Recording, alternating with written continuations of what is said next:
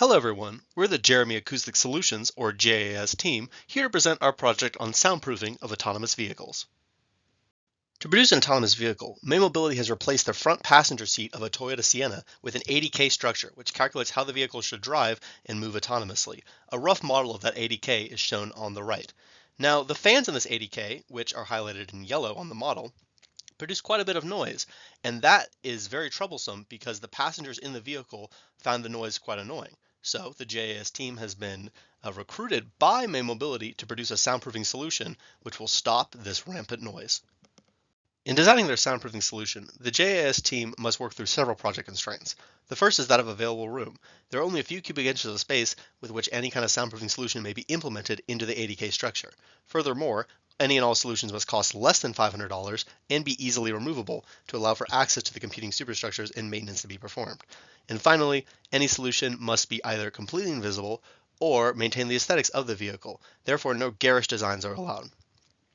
All in all, the goal is a 3 decibel or more reduction caused by the implementation of a soundproofing solution. This represents a halving of the sound power. The current working procedure is as follows. First, a 5-minute control test is recorded with no prototypes in the vehicle. Then, any prototype that wants to be tested is installed in the vehicle, and a 5-minute test with that prototype installed is run. Therefore, the comparison between the vehicle with and without the prototypes can easily be made. And this is repeated for every prototype. From this testing procedure, the JAS team was able to determine the noise profile within the vehicle. The primary frequency range was found to be between 800 and 3000 Hz, and this greatly informs material selection seen on the next slide.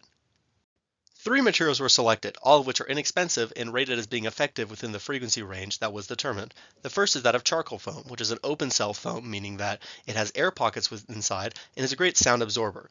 The next is the neoprene foam, which is closed cell, meaning that it forms an effective barrier and is a sound dampener. And finally, there's cork, which has both air pockets and it forms a barrier, meaning it's both absorbent and sound dampening. The intake fans are determined to be the main noise source. The shelf and slider designs, seen on the right, shelf being on the top and the slider being on the bottom, are the first prototypes that were created to address this problem.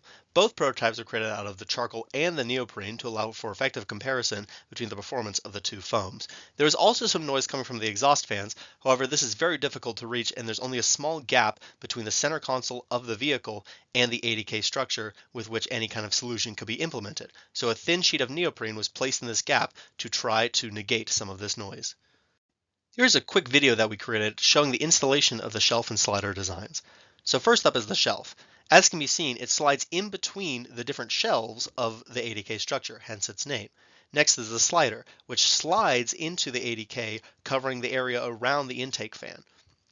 And there we go, perfectly installed, leaving room for air to go into the intake fans. These initial results show that the shelf and slider designs were far more effective given the charcoal foam rather than the neoprene foam.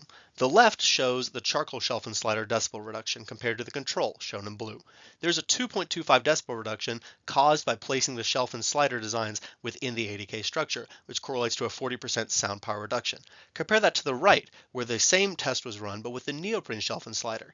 There is virtually zero sound reduction. However, this is to be expected as the neoprene is a dampener, which relies on totally isolating the noise source. This was not done with the shelf and slider. The JAS team decided to pursue iteration of the charcoal shelf and slider designs. There were 2 iterations pursued. The first is that of lengthening and thinning the shelves on the charcoal shelf design. This allowed it to fit tighter into 80K structure, which corresponds to better soundproofing. The second iteration is 25/100 of an inch cork board applied to all faces of the shelf and slider design. The goal of this is to absorb and block more of the low frequency noises. The first iteration resulted in a 2.85 decibel reduction, corresponding to 48% decrease in sound power. This is significantly better than the 2.25 decibel reduction seen previously. The second iteration, that of adding cork to the outside faces, only resulted in a 2 decibel reduction, less than the 2.25 decibels seen initially.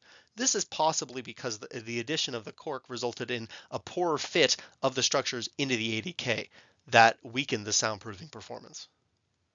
Going forward, the JAS team will continue to iterate the charcoal shelf and slider designs to achieve the 3 decibel reduction that is the goal.